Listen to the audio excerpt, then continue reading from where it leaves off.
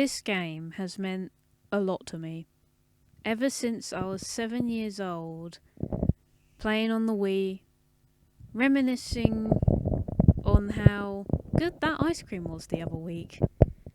Mario Galaxy was that game. Today, I wish to take you down memory lane in the hopes that you too can appreciate why Super Mario Galaxy is the most nostalgic game to me. Mario Galaxy. Where do I begin with this game? So as I mentioned in the intro, this game means a lot to me. I played it when I was 7 years old, and it's probably the reason why I love video games today. With its fun cast of characters, its very nostalgic looking graphics, and in general the fun space designed levels, Mario Galaxy will continue to be a classic for me, and it has been for others. The score is orchestral and amazing and fits the atmosphere perfectly, and best of all, it has Rosalina, most people's childhood crushes. I just liked her because she was cool, but yeah, nothing will top Peach. I'm sorry, I'm a boring type, but whatever. So, without further ado with this intro, let me tell you why Super Mario Galaxy is the most nostalgic game to me out of all the games I have ever played. Super Mario Galaxy starts with a collage of artwork and text explaining a phenomenon known as the Star Festival, where a comet passes by the Mushroom Kingdom once every 100 years. Then we get an invitation from Princess Peach inviting us to the Star Festival, where she wants to give us something. Then one of the most nostalgic tracks plays, simply named, well, the Star Festival, as we see Mario running down the path, all excited and ready to see the princess again. The scenery is very nostalgic. It means a lot to me, and it's one of the earliest memories I have had. My childhood excitement, running down the path thinking, oh boy, this is the new Mario game. Things seem to be going well for us so far. But unfortunately, good things aren't meant to last, as an uninvited guest decides to interrupt the party. Buildings are shot down, airships begin to arrive. Something's not right. They close in, closer and closer. More cannon shots are fired. Toads are literally freezing in crystals. Don't ask the science behind this, just take in the scenery. But there is one individual who plans to rule the galaxy this time around. That individual is Bowser. If you've played a Mario game before, you'd know Bowser's the main villain, kidnap the princess, do some shenanigans, that kind of thing. Why does he want to create a galaxy? Do not know. Just regular villain stuff, I suppose. Typical Tuesday for the Mushroom Kingdom at this point. Peach is seen cradling a small star-shaped creature. We'll get to those in a moment. Bowser commences that the festival is over as he summons a spaceship. Are there aliens inside it? We don't know. It's never found out. After that cutscene plays, we rush to the castle in the hopes that we can save Peach just before Bowser carries out the next phase of his plan. She yells for help. Toads are panicking and screaming. This party didn't last. But just as we arrive at the castle, it's too late. The spaceship hovers above the castle, seemingly preparing to do something. Then it changes colours, and it begins to dig a hole around the castle. This is bad enough that it's 360 in the castle. This is like something you see from 3D printing. Anyways, the bridge collapses, so does Mario. The airships bring their anchors down to the ground that has been digged, or dug, if you want to say it, and they begin to raise the castle into space. Seriously, where is Bowser getting all of this new stuff? It's just insane. The castle begins to ascend off the ground, leaving the rest of the kingdom behind. Can I just say that this was really kind of intimidating for me as a kid? Seeing this, thinking, oh my god, Bowser actually pulled the castle into space. Bowser manages to successfully lift the castle out into space. Peach yells out for Mario. That's a Mario mainstay thing. Just as we're about to carry out an action, Kamek comes in to cast a spell to send us far away from our princess. And the spell is successful. We start tumbling into space. The bridge completely in pieces now. And it seems all hope is lost. That is, until we see that creature, Peach cradled in her arms, fly off screen, and then silence. Just as we think things are all bad, Mario's alright. He sees the new creature that Peach had in her arms, and we then find out he's on a planet. And our little friend transforms into a bunny with star-looking ears. How these things are not a plush, I do not know. This is the tutorial of the game, this planet. We jump around with our new friend, who's commanding us to use the jump button, and we find his friends. Our new friend has an idea to play hide and seek on this planet, and will tell us where we are if we catch them all. With no hesitation, we begin. After catching all of the star bunnies, they give us the information we need. And as you saw right there, they transformed into a similar shape of the creature. Those are Lumas. They belong to this individual who is about to appear by this altar that you're seeing on screen right now. Naturally, we go up the altar as we are very curious as to who this new person is. We see a woman in a blue dress with a wand. She seems pretty friendly enough, and almost godlike in appearance. This is Rosalina. Like I mentioned earlier in the video, many boys' childhood crushes when they were younger. But that's a different conversation. Rosalina's job is to protect the cosmos. But unfortunately, she's having a tough time doing that, but we'll get to that.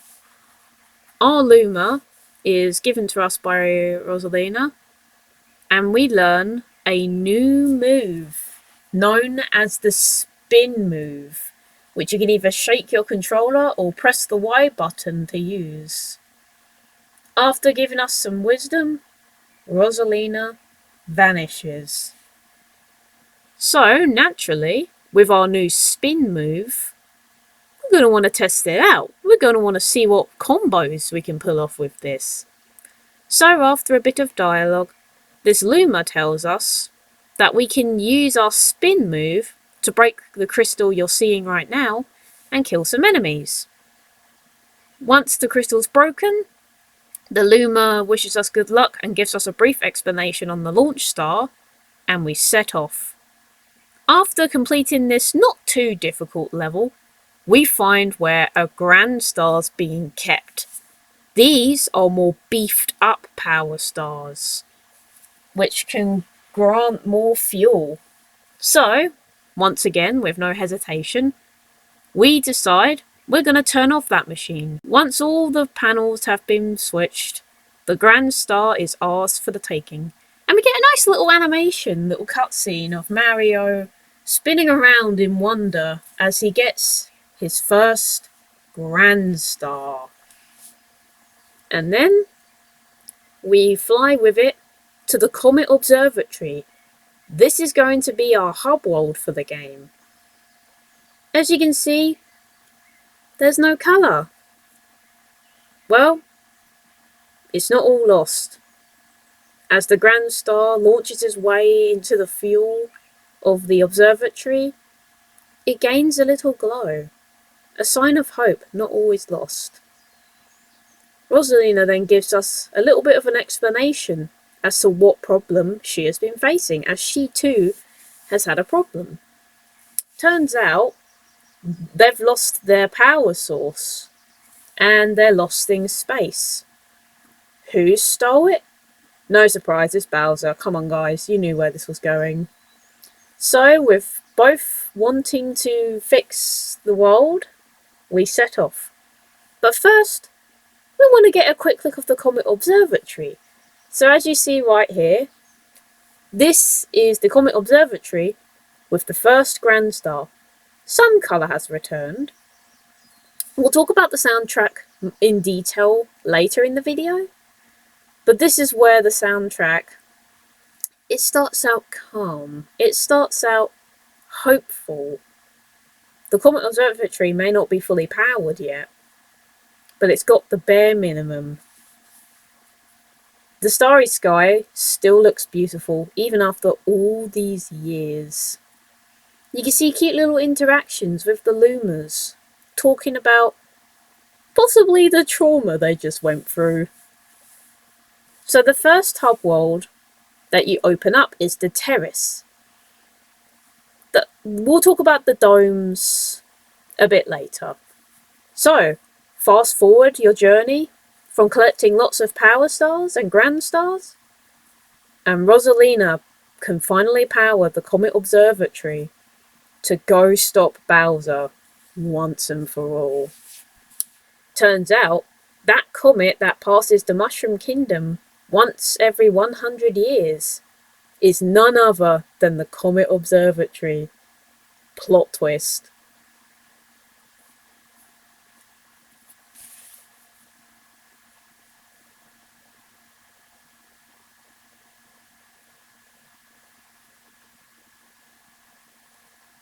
As the Comet Observatory arrives at the castle, further away in space than we saw in the earlier cutscene, Rosalina builds us a bridge to get into the castle. And as it's being built, we rush inside, hoping it's not too late and that the galaxy that Bowser plans to build isn't ready yet. Fast forward to one of the best bosses in planet Earth, both music and gameplay wise. Bowser is finally defeated. By the way, this is very, very gory if you have an adult mind watching this happen right now. It's kind of dark if you think about it. After Bowser plummets into this lava field, the final Grand Star is unearthed and is ours for the taking. In wonder, Mario stares at the last star that he needs. So, with no hesitation, he decides to grab the Power Star and make his way out of here. Let's hope that this isn't too late to save the princess.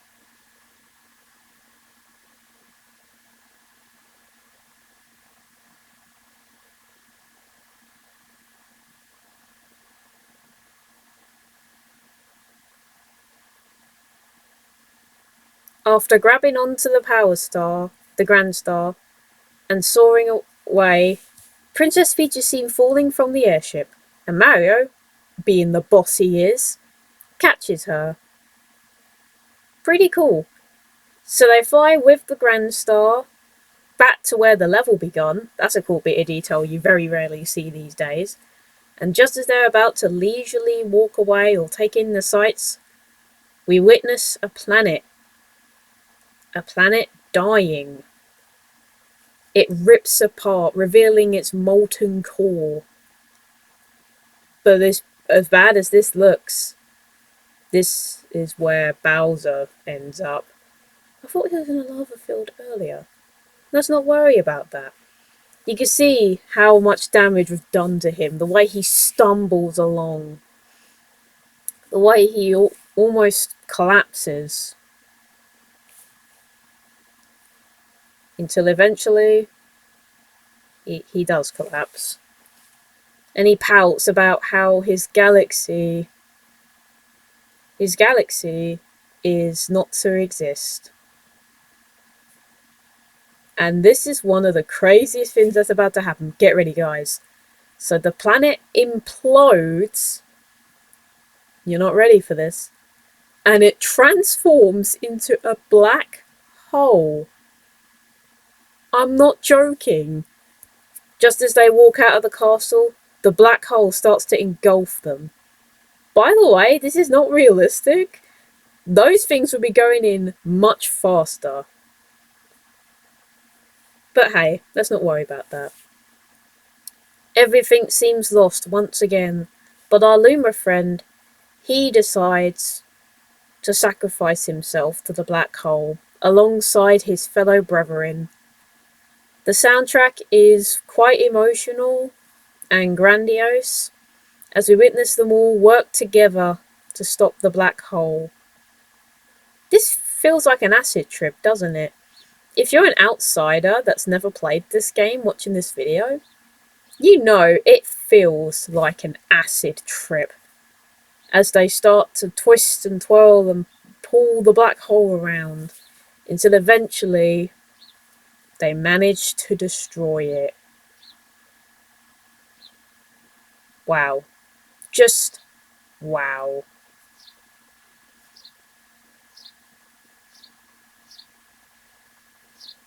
We then see Rosalina one more time as we hear baby crying sounds in the background. And she gives us a quick little lesson about how planets and stars, they die and then they're reborn. It's weird hearing baby sounds crying in the background whilst Mario's floating in what looks like a strange gulag. But you can see what they're trying to do. And this is one of the lines that still continues to confuse me. But the cycle never repeats itself in quite the same way. And so, we fade out as Rosalina stays with what's seemingly this new planet being born.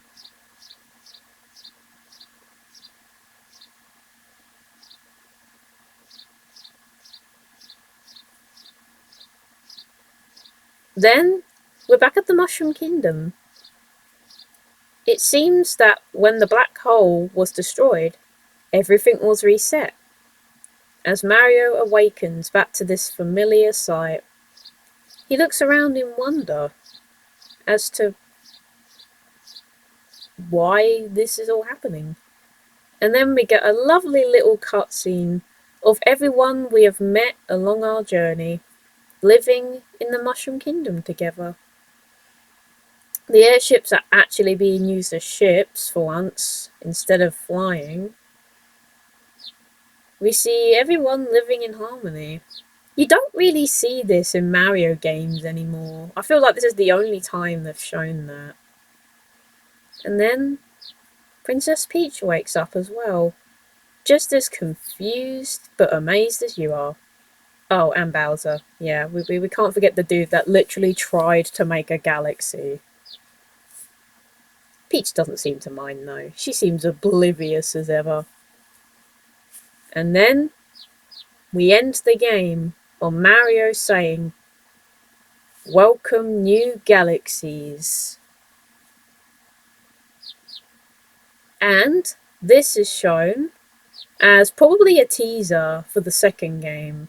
I may talk about that one day.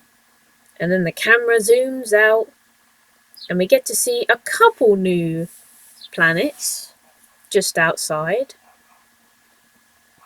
And then the game fades to black. Well, that was the plot. Trippy, I know. So now let's talk about the soundtrack. Rosalina's Comet Observatory will forever remain to be one of the best soundtracks in gaming. It starts out quiet, but then it becomes more grandiose as you progress and get more power stars. But that's not the only soundtrack I like. Beach Bowl Galaxy has that perfect summer vibe that you just can't help but love. And there's penguins. Who doesn't love penguins? Boy Base is another smash hit, as it is a war kind of track, but it's still upbeat. As a level itself in general, Boy Base has really good level design, which we'll talk about now. Boy Base is levelled around a tower, which you've got to try and get up, but it's not easy. There's also Freeze Flame Galaxy, where it has 2 levels themed around fire and ice. Here's some gameplay of Ice Mario, showing off what you can do with this ability. And the music's good here too, but I'm more talking about level design here. And then there's a fire level where you have Fire Mario. And you use your fireballs to solve puzzles, as well as take out these little fluffy guys you're seeing as we go by. Going back to the Comet Observatory, as a hub world, it is fantastic as a hub world. It feels really nice. These little domes that you're seeing right now where you access the levels, they're all brilliantly themed. And this will remain as one of the best hub worlds to ever exist. And now we have reached the end of this special video. Thank you so much for 60 subscribers. There are still many more videos I want to make, whether they are tied to subscriber milestones or not. I could have never imagined climbing up the numbers at a decent pace. I am thankful that I'm in a position where this is possible.